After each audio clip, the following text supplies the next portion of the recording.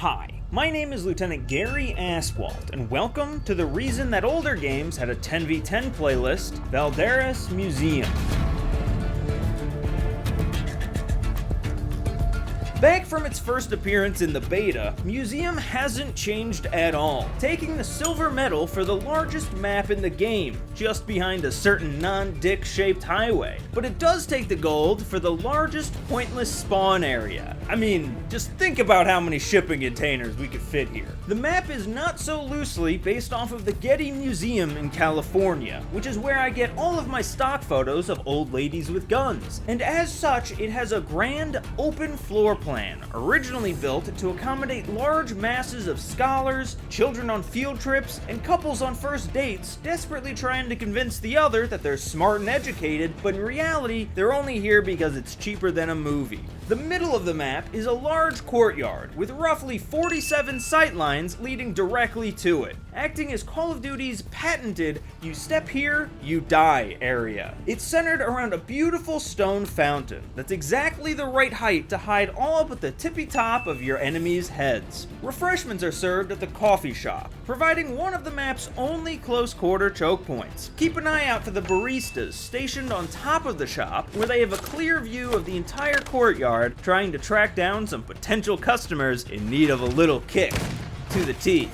Head to the east side and climb up these cases to gain access to one of their state-of-the-art art exhibits along the Sky Bridge, which is actually the main attraction. This is where you'll always find a member of the enemy team posted up either here or here, depending on which side you're on, and both of you will always be locked into a stalemate, hard-scoping the other. It's a piece that we like to call the Call of Duty experience. Off by the northern spawn, you'll find a nice open entryway where you'll be greeted by a disembodied voice telling you all about the museum and how mangoes are actually a bathroom because of a turtle face which is left of train.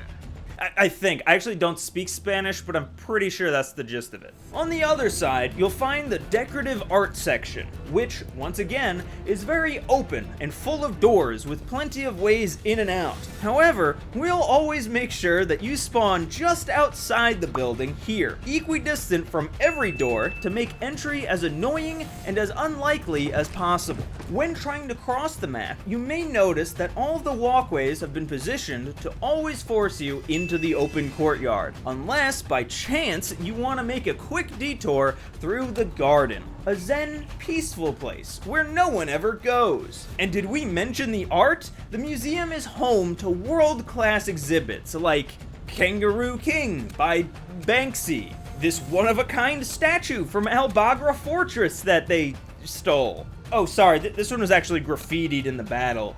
Sorry about that. All very delicate and priceless artifacts, collected and maintained with the utmost care and... Oh, shit.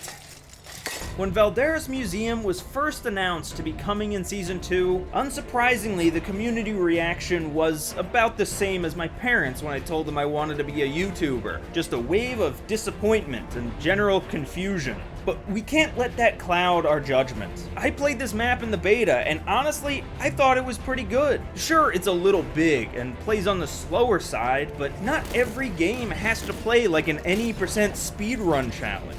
Sometimes it's nice to not have to break your sprint button flying from gunfight to gunfight in a breakneck dash of sugar-coated speed, but instead, just break it sprinting from one end to the other of this colossally empty map.